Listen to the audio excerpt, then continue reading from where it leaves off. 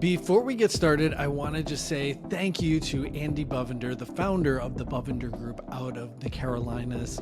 Him and his team have helped more than 5,000 families in 5 different cities around the Carolinas. So if you have clients moving to that area, they are definitely the folks to reach out to. In today's episode, I sit down with Kaitlin Hannig, who shares how she basically jumped her Instagram following from 30,000 followers when I first met her to a few months later to over 80,000. She'll unpack some of her strategies behind that.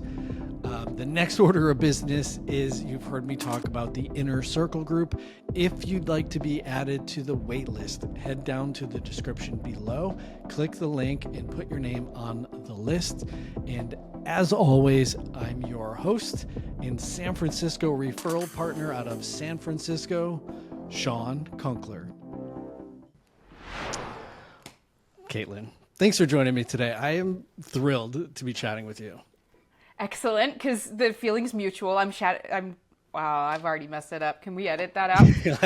Me too. I was going to make a joke about how I'm thrilled to be chatting with me too, but I've ruined it. I've ruined it. Listen, I have such a bone to pick with you. Okay, do it. Your page, I can't even tell you how much time I've wasted looking at your videos. Is wasted the right word though? I don't know if it actually is wasted is the right word. They're flippin' hilarious. Thank you. It's funny, I was doing a little research to kind of figure out the shape of this conversation. And I want to unpack this, but what I love about your page on Instagram, and we'll talk about Instagram specifically, is if you kind of go back to your early work, you can see there, and you're probably cringing, but there's a different, you just did what everybody else did. Mm-hmm. And you see Absolutely. The likes in the low amounts of views, but then you see these like hints of you experimenting. Yeah. And then you try something else, and then you see like a little uptick. And like, if you kind of look at it and like step back and look at it from a case study, you see these like little hits as you're getting like closer and closer to like finding this persona, this voice. Yeah. Tell me about, or talk to me about that evolution and like what you were exploring and how you kind of stumbled along that path. Well, I mean, sometimes it feels like a game of hot and cold, right? I would definitely have pieces of content where I worked hard on them. I thought it was a great idea. I felt like it fit in with like whatever trend, and I was like, this is going to do well. And then I post it and like it wouldn't. And so I spent a lot of time being really frustrated and not understanding what the algorithm wanted, and what I should be doing. And then I'd be totally surprised when something would do well. And so I feel like if you are in the phase of content creation where you're having these highs and lows and you don't understand it, you're playing that hot and cold game. and you got to keep playing that until it makes more sense, because you can't see the patterns unless you put out a bunch of shitty stuff. Can I say shitty? I already did. You're like, oh shit, I just said shit. Unless you put it all out there, because like it's a lot easier to see the common threads if you've got a larger sample size, you know? I like that you said you called it a game, where I feel like because it's our personal pages, it's us, we take it very personally, and we don't view it as a game. We're like, oh, we weren't liked when we did this, and so it's like these. I think that's one of the pieces of why and what holds people back from trying stuff. Yeah, you've stumbled on something like super delicious there, which is I like to joke that I'm broken inside because I do not care what other people think, but actually I think that I'm the most whole inside.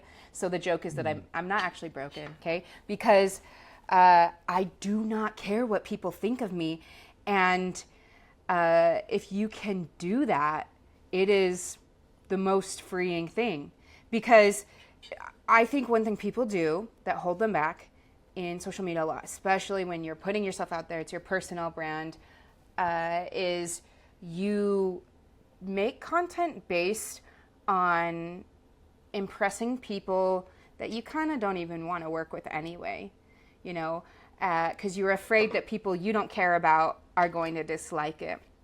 Instead of making I'm just mixing up the words today. Instead of making content with the confidence that the right people will find it and will like it. So we're spending too much time thinking about pleasing the wrong people. I mean, I think we just spend too much time thinking about pleasing people, period. You're right. Like, regardless if it's right or wrong. And that's, you know, I've been doing this podcast for 2 years and sat down with tons of people. I feel like on the social aspect, that's the one thing holding people back is they don't want to be perceived in this way of trying things. So they have to come across as perfect or in this specific way. And it in an end turns into this people pleasing, which is the polar opposite of what you're saying brought you to success. So, yeah. Well, and I think perfection is super boring. I think beauty is super boring. So like, I spend a lot of time looking at other people who have big followings. And if you go look at people who just post beautiful photos, like they are either a beautiful person or they're taking like beautiful photos of a building, are people engaging with that? No. Like there's nothing to hook onto there. It's too glossy. You know, you can't grab onto it. But if there's something interesting or different or just something to talk about there, then people are going to talk about it. One thing people talk about a lot is like my dumb little, I've even got her here, my wired mic. Mm-hmm. I named it Mike Tyson, and it's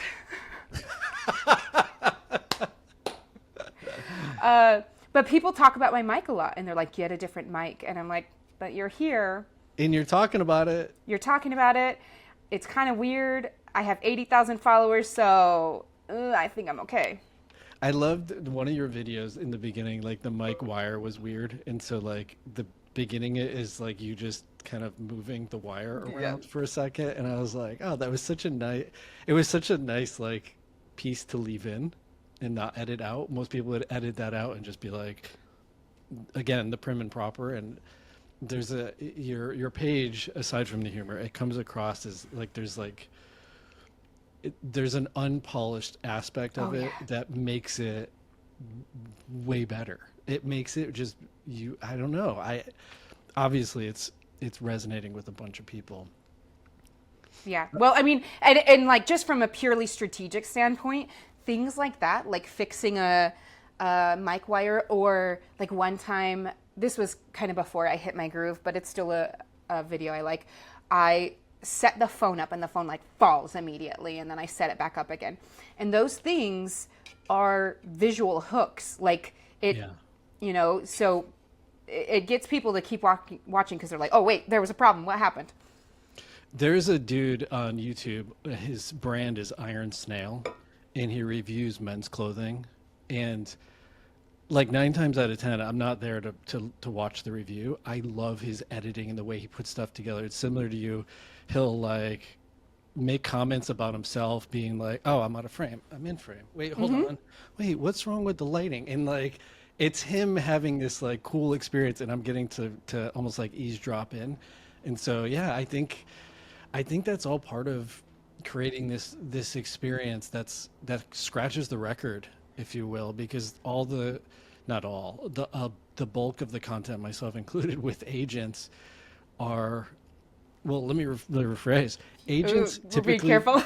Agents get caught in their own echo chamber within the industry. So we wind up getting our content served to other people exactly like us, not buyers and sellers. And then, so like what you do so perfectly is you enter our feeds, but you do the same thing in a radically different way. And so it's kind of like that your secret sauce to it. Thank you. Well, and I feel very passionately that real estate agents should not be filling their algorithms with real estate stuff. Like obviously be tapped into what's going on, but not so tapped in that it's to your own detriment and you forget what being a human is like. And one quick way to tell if your content is only being served to other real estate agents is look at your comments. And if it's just like, you know, if it's just real estate people saying like, this is fire information, like just, you're doing something wrong. Stop it. Who consumes the bulk of your, like if you were to take a couple of your videos, who's the consumer? Okay, I will say, I want to say probably 75% normies. Okay, and then 25% industry, other creators. But like, Really? yeah, I don't. That's a made up number. I don't know, but Do you know 99% of all statistics are made up 50% of the time on the spot? oh my gosh, that feels true. It's true. Yeah. But no, I would say like I have so many conversations. There's so much happening, and it's not just industry people. They're there. Yeah. They're there lurking. They comment, but it's not just them. Interesting. Have you, from like a business perspective, I know you've probably had other opportunities outside of the industry, but from like a real estate specific, have you gotten leads or referrals through this? Yeah. I mean, so just so that we know what the timeline is, we're speaking right now at the beginning of January. I blew up sort of, or I began my ascension rather in October. So this is all pretty new. Yes. Very. I'm at the beginning. Just let's look in a few months and see where I'm at. But so I'm not going to lie to you and say I've done $8 billion in real estate transactions due to Instagram, but I have gotten, I've gotten deals, I've gotten clients from Instagram. Amazing. And I've gotten opportunities outside of real estate or real estate adjacent due to Instagram. Yeah. So one of the things that I didn't think about was an opportunity, but has become very aware that it's an opportunity, is making my style of listing video for people outside of my market. And so, and even like industries outside of my market. So I have a few of those things in the works. Love it. Which is cool, because I feel like this is the thing that I'm actually really good at. And so, yeah, like, hell yeah, it's fun for me. I'll go make fun of people wherever you want me to fly to. I mean, yeah, you have it's a funny perspective and persona. And so, yeah, I'm like thinking about it in other businesses or talking about other products. It totally relates. And I think it's funny because we're in the direction that social media has gone. It's totally scratches the record and takes you in a completely different direction. Yeah. I'm going to ask a couple of questions here. Do you write your own content?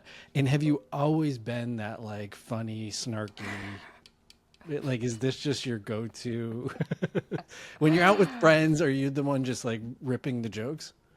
I mean, like, I hang out with really cool people, so I'm not the only one with jokes. But yes, I do feel like this is very much in line with who I always have been. Yeah, I write my own stuff. Someone asked me one time if I had AI do it, and I was like, I don't think AI couldn't. I don't think AI is that witty. I would hope not. I would hope not. Or I'm in trouble. We'd all be out of business. Yeah. It's really kind of Comedians would be my out only of talent.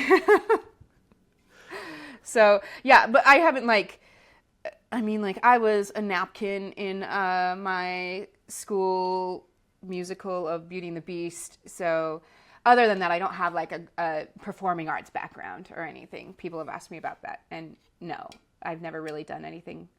I mean, I've always been loud. I've always been too outspoken for my own good. No, I mean, it's clearly working in your favor. So, yeah, I mean, it just sounds like you just haven't until now found that perfect vehicle. And it seems like you've caught your stride. Yeah. I mean, I'm feeling good about it. So, yeah, clearly in a handful of months, you're just like, I think when I first saw you, this is actually really cool.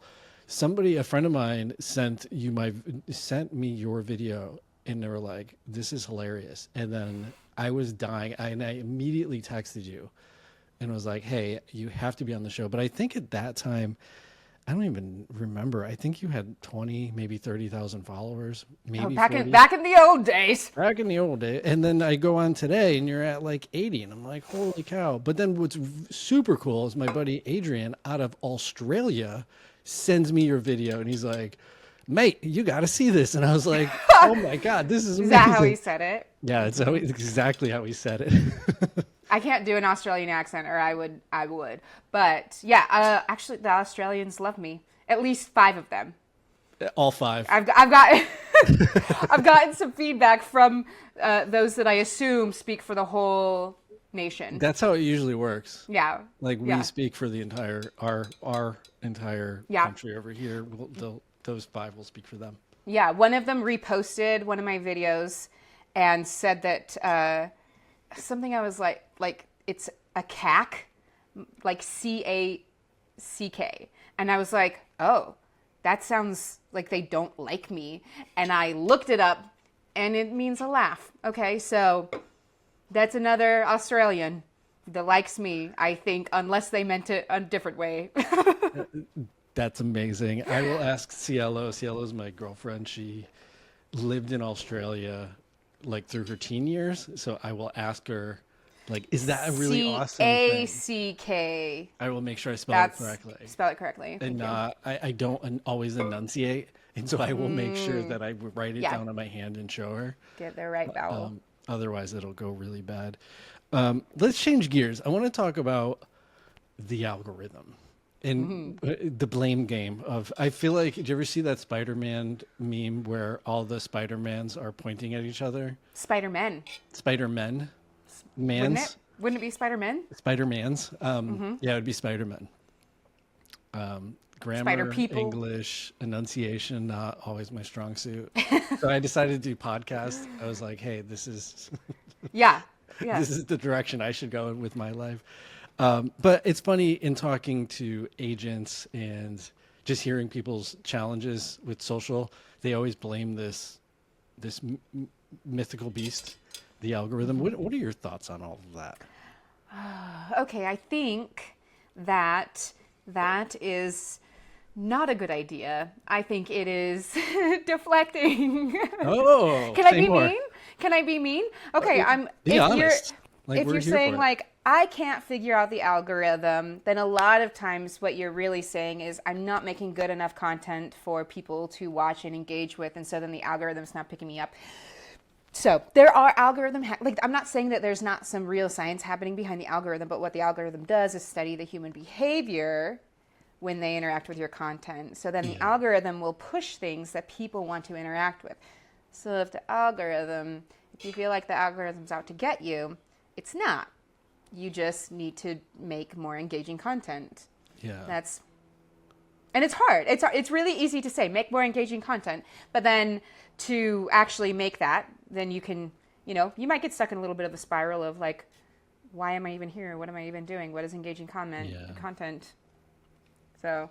Yeah. I mean, I hear you. Yeah. I mean, when you blame anything, regardless if it's the algorithm or not, you can't take ownership, then you can't change it. And so when you're like, it's actually not it, it's you. And there are hacks, and there are, like, it does work. It's working to keep people on the platform longer. And so if you're not making things that people aren't staying for, they're not going to promote it, if you will. Yeah. Because they're not staying. And that's the opposite of what Instagram or LinkedIn or Facebook, whatever it is, that's what they're going for. How do you go about, aside from the obvious of this one's getting more views, I'll make more of that. To go back to your early days of trial and error and experimenting, mixing that with the evaluation portion of this type of thing is working, let me try a variation of that. Like, what was your process, if you will? Okay, can I tell you? So one of my breakthroughs was when I stopped looking at my own content and started looking at just everyone else's content. And because I think it's pretty easy when you scroll content to think this is good, this is not good. I like this, I don't like this. It's hard to do that with your own content, but it is very easy to do it with someone else's. So go look at content and see what you like, and not like it because you're like, oh, this is my friend, she does such a good job. I want you to look at it like for reals, where you're scrolling through stranger stuff and someone makes you stop. Why did they make you stop? You know, like what kind of content are you drawn to? Because for me, I really like surprises. I like funny things. I like it being weird.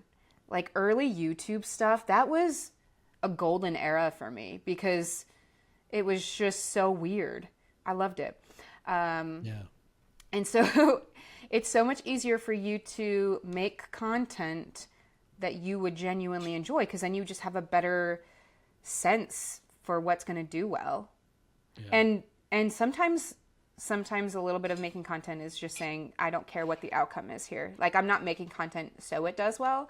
I'm making content because I think it's good content and it's funny and I enjoy doing it and I can actually do this. It's very Rick Rubin. Like, the crux of what he does is make what you truly, truly, honestly love. Yeah. And then see what happens. Yeah. Like, it's not then at that point about how many records it sells or what it does after that point. What it does after that point is none of your business, but just create that thing you love. Which really sounds like that's the spirit behind your practice. And again, it backs into having that fearless attitude of, let me try this thing and see what happens over there. Yeah. Yeah, and I don't want you to get it twisted. I'm not saying that I love every single... Oh, sorry, if I'm hitting my mic and making it scratchy. I don't love every single piece of content equally that I make. Some of them, I actually get surprised sometimes because I'm like, this is a meh video. And then people will be like, this is my favorite one you've made.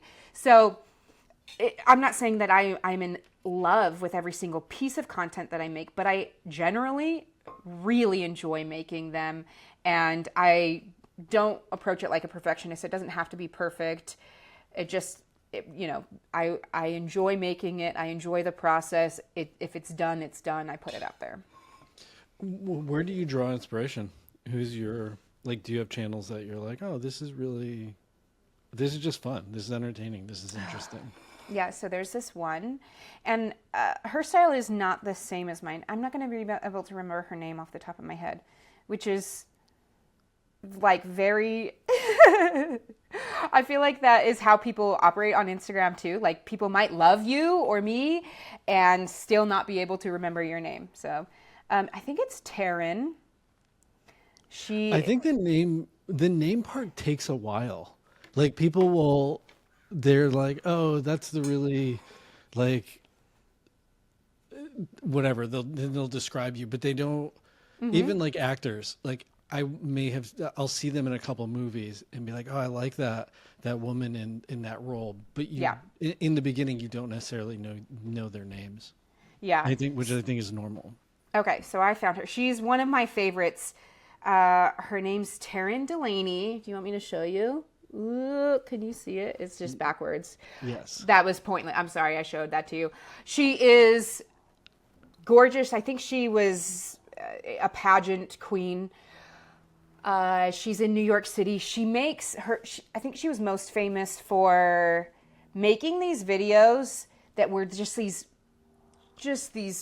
awful green screens of her with a towel on her head and a cheap razor by her, like, tucked into the towel, so she looked like she was wearing like a headset, and she was pretending to be the receptionist in heaven. And she would do this like New Jersey accent, and it's just so funny. And she has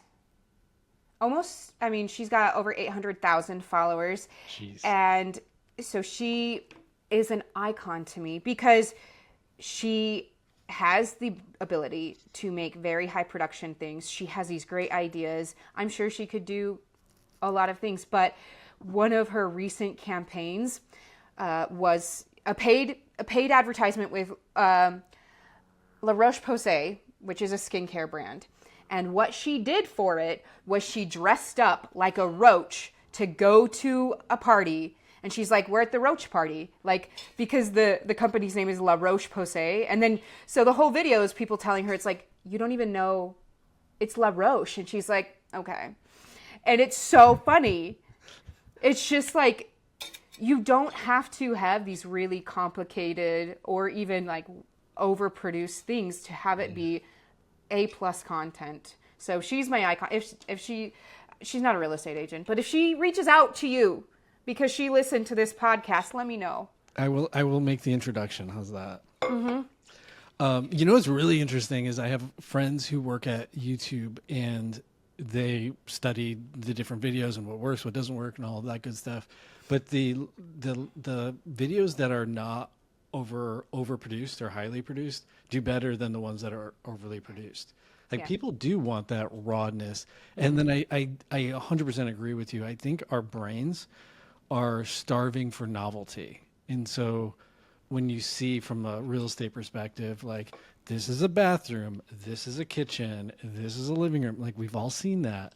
But then you come in, you scratch the record, and it's like this this completely different experience that is similar to writing good copy. The art of writing good copy is not to get the reader to read that sentence, it's to get them to read the next sentence. Ooh, so profound. And so it's similar with videos. It's like you do a quick one-liner, but it's like the next one, you're like, oh my God, what is she going to say now? Like, what's that next one going to be? Yeah, well, and one thing that, because like, if you notice my home tours, I have like I have a format, right? I have, I don't know, four like one-liners, and then I have a longer form one, and then I have a snappy little thing at the end, and it's the same every time.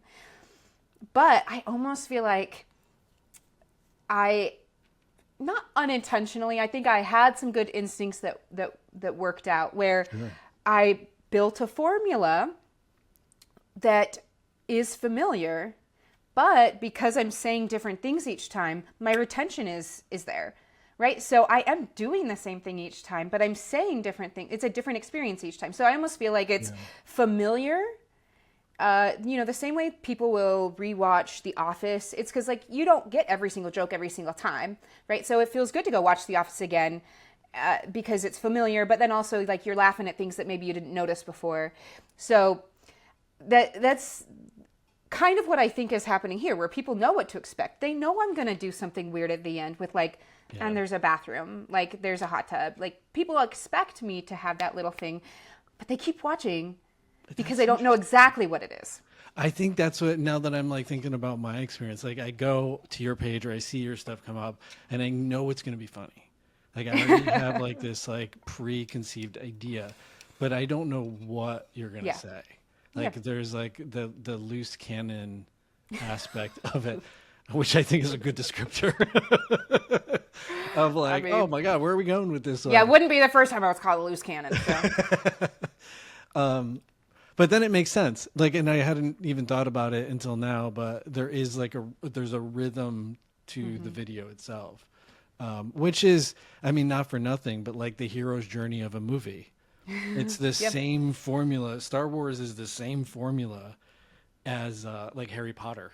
Yeah. It's the same. There's a pattern to it, and all good heroic movies have this formula. But it's the injection of the characters and the individual trials and tribulations. It's like how the story unravels is that's like the hook. Yeah. So not everything has to be 100%, or you don't have to start from nothing. You can take something that exists and put your spin on it and have it be just what people want to see. Yeah. And I again, to go back, I really appreciate you saying you just try stuff. Like you just got to give yourself permission to just put it up and see what happens and play with it and have fun. It's a game. It's not you personally. Like if they don't like it, who cares? Like move along. Yeah. Like people are not paying attention to you as much as you think they are. Yeah. They're like, not. Yeah. Even now I have so many followers and people don't see stuff I post all the time. So people aren't paying, no one cares. No, and then I think on the other side of that is there's people who will post comments. They're also trying to just get the rise also. Yeah. Like it's not about you. It's about them. It's about them like, ooh, let me see if I can find the one that gets the noise, within this. Yeah. Which I'm sure you've experienced. So if you've ever been in a relationship with someone that has narcissistic tendencies, you learn that people don't always say things that are true when they insult you. They say things they think will get you to react, because that's where they feel powerful. That's where they get their jollies. And so you see that happen all the time in comments. So just because someone says it in your comments doesn't mean it's true. Yeah. Yeah. It's true. Like if I made fun of your purple hair, you'd be like, I don't even have purple hair. Like, Yeah. I don't. But then people like the natural instinct is to like defend and correct, and you just don't have to do that. Like it's so much more fun not to. One time, I had a hater or someone that just needs, some human connection in my comments saying that, I don't know, like I looked like a hooker that bought my clothes from Temu and got a haircut at Sport Cuts. And then, and so I responded to him. I was like, no, actually the haircut is from Temu too. Like and it's so much more fun to not, I don't know, to not be bothered. Yeah, it's like, who cares? Gary Vaynerchuk. This is like a decade ago. I remember hearing like Gary V. This is Gary V. Gary V. Okay, I don't think I've ever heard his last name all the way. For real? I don't think so. Oh God, I'm so old school, I guess. Yeah, Gary V. What's crazy? Way off topic. Do you know how he actually got started? Like his claim to fame? No. His family in, I think, Jersey owned a liquor store. And early internet, he decided that like everyday guys and people weren't drinking wine. And he wanted to make basically like wine accessible like it was beer. And so he started to put out these videos called Wine Library of him tasting wine and just describing it like, this tastes like gym socks. That's funny. And just being like this normal bro. But he took the company from like, I don't know, $1 million in sales a year to like 30 million in sales from doing that, and then created a media company and created the persona, the Gary V. But anyways, my long-winded point was he obviously gets a ton of hate. He basically almost like thanks people like, thanks for the feedback. And that's it. And it's like, no matter what the rip is, he's like, oh, cool. Like, thanks so much for the feedback. Yeah. Yeah. When people are like, oh, do you know that wireless mics exist? I'm like, this is the first I'm hearing of it. Why has no one told me about this newfangled contraption? What? Yeah. And on the other side of that, the cool part is that spikes the algorithm. Yeah, absolutely. And so, yeah, go for it. Say it. Like, please. But, and then also, like, sometimes, like, people have talked to me about how much fun it is to go through my comments and see what, like, what snazzy little things I've said back to people. So it also, it, like, builds your own brand. Like, the way you communicate with people, people looking through your comments see that, too. And it's fun. It's fun for everybody. And honestly, like, it should be fun, because if it's soul sucking for you, then that's going to come across in your content. It's funny. I appreciate that you say, like, look at your own habits, like, look to see what you're doing. And the funny thing is, I have a handful of friends. We always send each other videos. Always, like, 99% are like grossly inappropriate. But most of the time it's like, dude, go look at the comments. Oh yeah. And like, sometimes when you're scrolling, you don't even care about that video. You just jump to the comments immediately, because you're like, this could be good. Yeah. Anytime it's like my husband doesn't need to cook or clean because he makes the money. I'm like, I'm going to the comments immediately. There's been some, like, your videos included. Like, I will be looking at this stuff crying. Like, I'm laughing so hard. I'm like crying. Like, this is so ridiculous. Like, yeah. Well, I'm so flattered.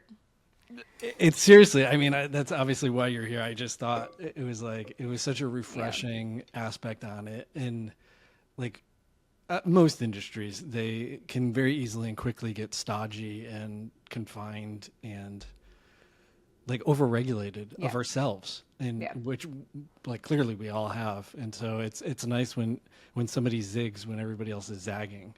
You know what's really fascinating in terms of podcasts?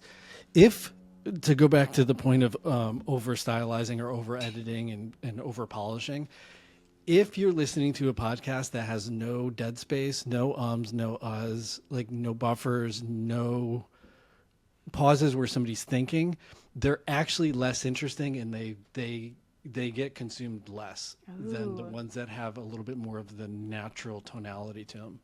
Well, that makes sense because then it's like, I don't know. It's like robot speak versus a conversation with your friends. Yeah. Right? And I don't know. I haven't talked to a lot of robots, but I assume. I feel like we do talk to a lot of robots. You're Being in this industry, I don't know about you, That's but I feel like I get so many texts like, hey, I'm thinking about buying this. My family's selling this like $5 million 8-bedroom house in San Francisco. And I'm like, okay, that doesn't exist. Let me guess, it's got a pool and a big backyard too. I'm like, it's not a real property, but Oh yeah, let's the hear whole your like scam. yeah, like or the thing I had to learn as a new agent was anytime someone's like, "Can we talk on WhatsApp?" No. No. No, that's not real. Hard You're stop. not making money there. Mm-mm. Do you trade in Bitcoin? Let me guess, you're also a prince of insert some random country, and you've come across a ton of money and you just need Yeah. help. Yeah.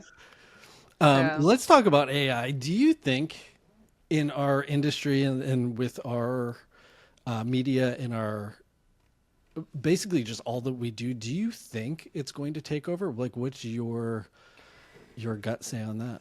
I think that we got to think about like why do people hire us? They hire us to understand the things that they don't understand about a real estate transaction and advocate for them and make sure that they don't fall prey to the specific issues in a certain area. So like, for example, one of the areas in Salt Lake, it's a really cool neighborhood, but it's older. And so one of the things you have to know when you buy a house there is whether or not the plumbing line from the street to the house has been replaced.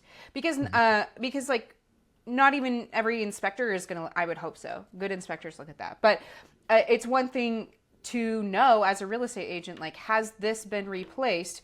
Because if it hasn't, you need insurance on it because it's not a when it blows, like it's not an if it blows, it's when. And so it's things like that. That's why they hire us, is to help them steer away from the pitfalls, to help them, talk through things. I do think that AI can replace a lot of the things we do. I mean, the internet has replaced one major part of what real estate agents used to do, which was finding and locating properties. Like, how many times are you actually the one scouting for properties? Unless you're doing an off-market deal, that's not really something that I find that is helpful for my clients for me to do, because they know much better, like, what it is specifically that they want. And so I more facilitate that than locate the property. Sometimes I advise them, I'm like, maybe we look outside of this area, or if you're looking for this feel in a neighborhood, maybe you look at this neighborhood too, those kinds of things. But we've already kind of been replaced in some ways. And so do I think there's more things that can be replaced in us? Yes. If you are boring and aren't doing a good job for your clients. They don't need you if you're not giving them that value. And one thing that drives me crazy is that agents will lean into AI saying, AI makes my job so much easier. Why do you need it to be so much easier? like you should be good at what you're doing. You're offering them a service. They have access to AI. So I don't think you should be leaning on AI. And that's not to say that every single automation you shouldn't try and make your job more efficient, But I think that should be happening on the back end, not the front end. So one of my big pet peeves is like listing descriptions that are very clearly AI. You can write a paragraph. You can explain it. You can put captions on a photo that are much more engaging than AI can. And what we do when we use AI to make that filler content, when we use AI to make copy like that, and then we just copy and paste instead of using it as inspiration, maybe, is that we teach people to ignore the content we've made. Yeah. And like, how many times do you see this huge block of text and it's like, enjoy your luxurious new home in this vibrant community, and like, it's so boring. I'm not reading that. I completely agree. And I think the worst thing is, I don't know, you have like 500 characters, I think. I can't remember, for the description. What drives me crazy is immediately above it, next to it, around it, is the bedroom count, bathroom count, square footage, how many, it has all of that. Yeah. So don't waste your copy telling me how many bedrooms and bathrooms in the street address. I already know it. Yeah. Like, give me novelty, give me unique. Yeah. What we do with the copy, and I've actually been fired by a couple of copywriters because I push them too much, because I'm like, write a story. Mm-hmm.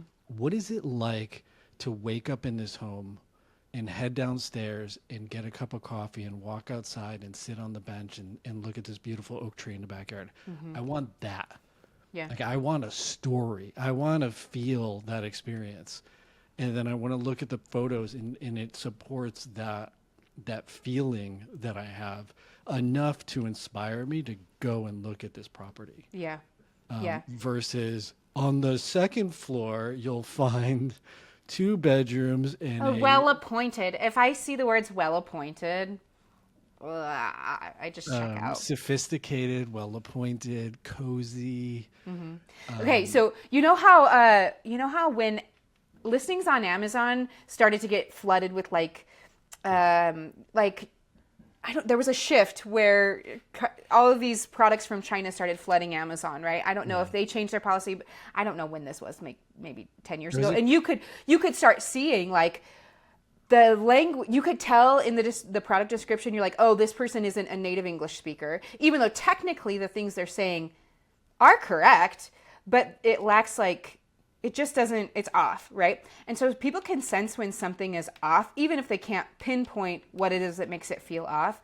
Yeah. But like a native English speaker, like maybe they would never use, the word luminosity to describe eyes. Like, I don't know. That was a horrible example. But when it's just like a little bit off, that's still how AI feels. AI is getting better.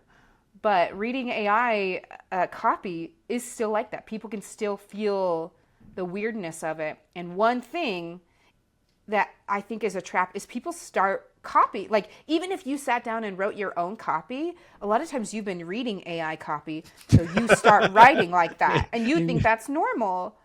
And then you're using so many adverbs, it's ridiculous. Yeah. Yeah, AI uses so many adverbs, and they use the word vibrant so much. Like, anytime I see the word vibrant, I'm like, that's probably AI. Did you write that? Did you really write that? Do you want to know a little trick I learned, though, with AI? Tell me.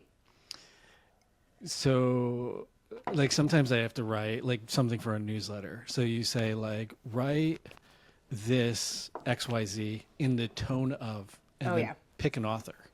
I find that to your point, it'll get you like 80-70% closer. Again, I'm making up stats on the fly, but it'll get you like kind of in the ballpark, and then you can play with it and clean it up from there. Yeah. But to go back to your point, if you look at, which I wasn't in the business at the time, but you look at real estate in the 80s versus I wasn't alive. I was very young, and I just dated myself. But no, I'm just kidding. I was alive in the 90s. But what's interesting? All right, so let's say the 90s to, well, maybe not. Let's say the 80s. But anyways, with the addition of technology, right? Like, back in the day, you'd have to like print on your Xerox these contracts, then you'd have to drive over to your client's house and you'd have them sign it. And then you'd have to drive back to your office and copy it and then drive over to the other realtor's place and drop it off.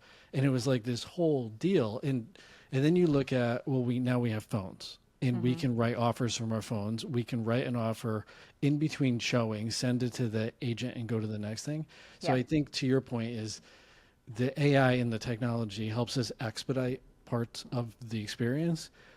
But to know when you're standing at the property that it's a south-facing backyard and the other house that they looked at was a west-facing backyard, and this home is going to be worth more because of that, in addition to it being on a cul-de-sac, in addition to it having these other upgrades that are more nuanced that you have to have this knowledge of, or this specific neighborhood is sought after because where you're one step ahead of the AI, that's the part that's going to insulate our business. But then that all roots back to you have to have enough of a relationship to be able to have those conversations. And so I think having the interesting content like you do to create the opportunity to have a conversation, to build the relationship is what is ultimately going to insulate our businesses. But people just putting statements on their Instagram of, look, open house, 2-bedroom, 2-bath, see you on Sunday. I don't know. That's just a recipe for disaster. Yeah. Well, and it sounds backwards, but I think a lot of agents spend a lot of time talking about themselves and saying like, this is why I'm the best agent for you. And guess what? It can be completely true, but is that engaging content? It's not. It's not. It's not.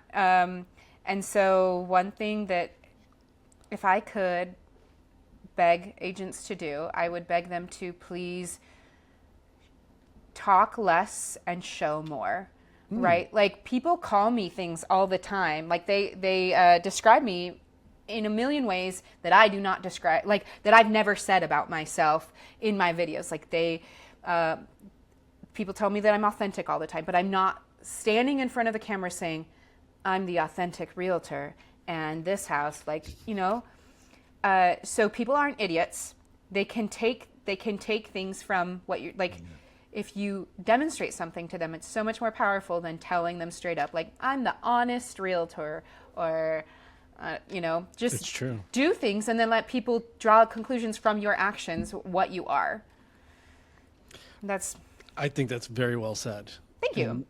Yeah, I agree. I think when you take the spotlight and you put it on the client and off of us, it changes the experience. This is super subtle, similar to what you're saying.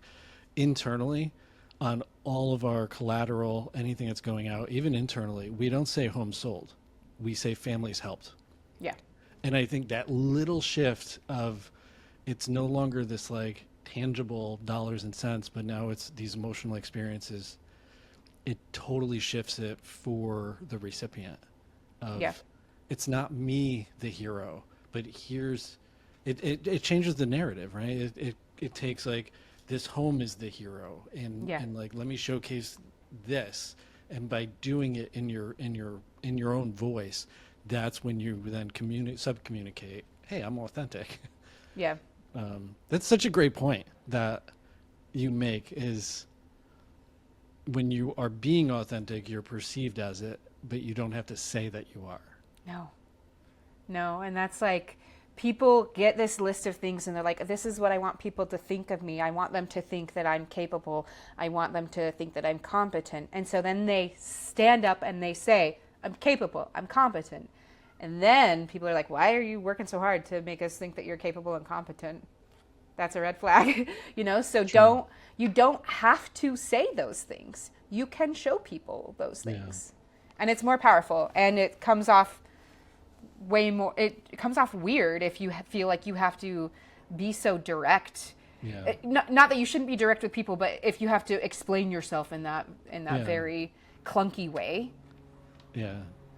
It's I don't know what made me think of this, but you don't always have to be overt, especially on social media. No. And the first thing that came to mind when I thought that was Red Bull.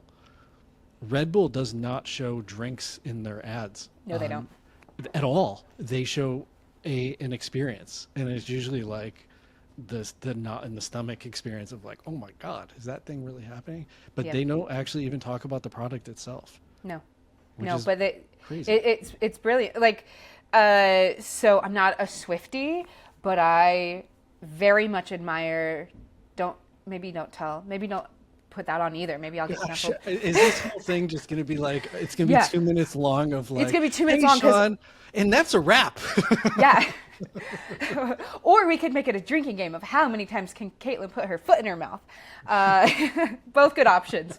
So I'm not a big Swiftie, but I think she's a brilliant marketer. 100%. And one of the things that I really admire that she does is she's one of those people that's very focused on her audience, and she does not care about anyone else. And so she puts in Easter eggs for them, and she does not explain things. She lets people go through. People are motivated to pour through her things, to pay very close attention, because they're like, what if there's something here? It's kind of like gambling, honestly, where you get hooked on doing something because you're like, maybe there's a prize, maybe there's, maybe I'm going to win. And so people pay attention to her, or she'll make references to things that only her people are going to understand.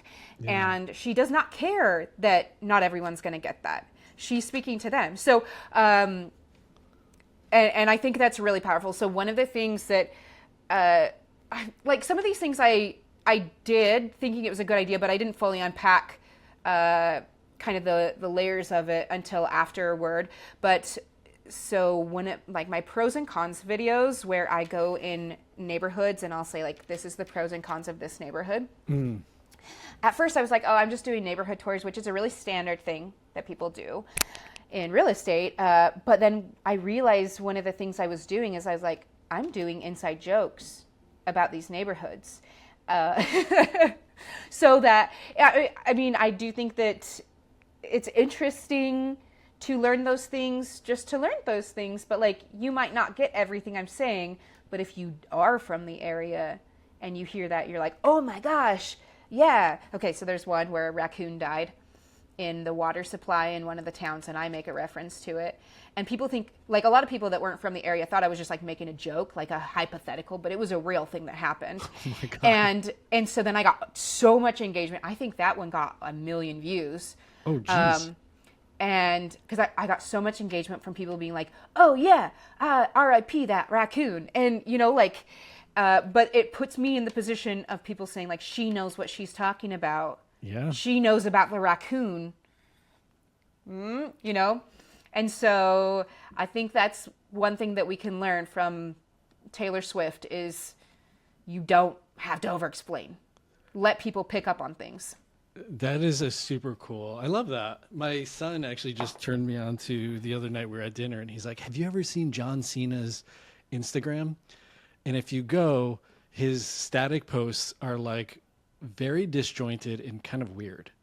And he's like, but you got to follow the stories because the stories lead you to that post. What? And so it's kind of like almost like what Taylor Swift does, but almost a game with Instagram. Like you have to follow them to like be able to piece together these wacky little stories. That's funny. Can I tell you, I have so many ideas all the time. And one of my ideas that might be stupid or might be brilliant, you never know. I kind of want to do an open house, but not tell people the address. I want to. All right, say more. I want to be like, solve this puzzle, and have it be a scavenger hunt to find my open house. So you got to earn it. So there was a guy. He owned a print shop, and I think it was during the pandemic. And like everybody's business was tanking. Mm-hmm. So the dude printed out a ton of stickers with his business name on it. And then he would take $100 bill and slap it on the back of it. And then he'd go around town and then put the sticker, like he would show himself just putting the sticker on like a back of a sign with the money. And it became like this whole Easter egg hunt. So I feel like there's something to that. Yeah. The idea that I had, and I never executed on it, is show $100 bill and then walking through the property and be like, I just hid this somewhere in the property. Like, come and find it. I guarantee you'll have, like, your open house will be flooded. So funny. You have to be Although with a it'll cool probably be upside seller. down. Yeah, yeah, that's what I'm saying. You'd have to get the seller to be like, I don't care if people rifle through my underwear drawer. Like they'd have to be very comfortable. Yeah. I mean, yeah. I mean, thankfully in the city we do staging, so there's the seller's actual items aren't there. But yeah, if there was a seller still living there, it'd be kind of Yeah, a little weird. or fun. Maybe they'd like it. I don't know. Or fun. Do you find, or have you found bridging the gap between your webpage and then the way that you're actually presenting with clients, meaning going from like this very funny persona to a very serious setting? Have you had translation challenges? No, other than like when I first meet people, I feel like I have to give them a disclaimer, like, I do have emotions. Like I'm not deadpan all the time. but other than that, like I really am the same person. I'm gonna say asshole things probably. And the thing that I love about it is that the people that are contacting me to work with me already know who I am. And so when I say something weird, they're excited. They're in for it. Like and so I feel like I'm attracting the kind of clients that I actually genuinely want to work with, who I'm having fun with, who I feel comfortable being weird around. Yeah. And oftentimes, like, they're just as weird. I had a client reach out to me and say, please tell me this isn't just ChatGPT and that you actually are funny. That's awesome. Yeah, I mean, I think at the end of the day, like, if people are reaching out to you, there's part of it that they're vibing with you. Or if an agent, like if I'm making an introduction on behalf of a client, like I kind of have an idea who that client is and who is going to be the best fit. Yeah. So. Well, okay. And one of the things that I really love about social media in general is that it completely shifts the dynamic between client and real estate agent, because in the old school kind of real estate marketing, which still works for people, and if that's your bag, do it. I'm a big fan of like, do whatever works for you. But one thing I love about social media is that the client comes to you and feels like they're in so much more power because they come to you when they need your help. Whereas a lot of times, if I'm door knocking, maybe that person needs me, but maybe they're like, am I going to get talked into something? You know? And so yeah. I think the dynamic is totally different. And I think our clients should feel like they are in the driver's seat and that we're not going to steer them towards anything because we really want a commission. Like, I love that the dynamic feels so much more in favor of the client, where they reach out when they want, it's on their terms, they already know who they're dealing with. And, you know, I think it's a better situation for the client to know what they're getting into and to be, you know, to be the one reaching out. It's like Bumble. Have you ever done any online dating?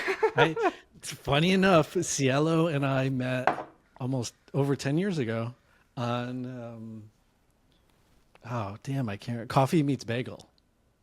Oh. And I opened with a joke. I text her, we traded phone numbers. I text her and I said, hey, it's Shawn from the bagel store. And she's like, who's Shawn and what bagel store are you talking about? And you just like wooed her because she was so confused. She didn't know what else to do. I bamboozled her into going on a first date. I love that. I love the bamboozling. Yeah. Well, no, so like my fiance and I, we met on Bumble. And the reason I chose Bumble was because it is a platform where when you swipe on each other, the woman is the one that gets to initiate the conversation. And I liked that a lot more because like I had come out of a divorce, I hadn't dated in a really long time, and I did not feel very secure or sure like in dating. Yeah. And so I wanted to have as much power. I didn't want to have a bunch of people in my DMs saying things. you know, and so I met my fiance on Bumble, and I chose Bumble because I wanted to be the in one in charge. control. Yeah. Yeah. And it worked. He's great. I love this conversation. It's gone such random tangents, and I hope somebody can follow along after the edits. Yeah, you were like, I want it to be conversational, and I don't even know where we started. So yeah, that's how my conversations go. Kaitlin, this has been an absolute blast. Unfortunately, we are at time.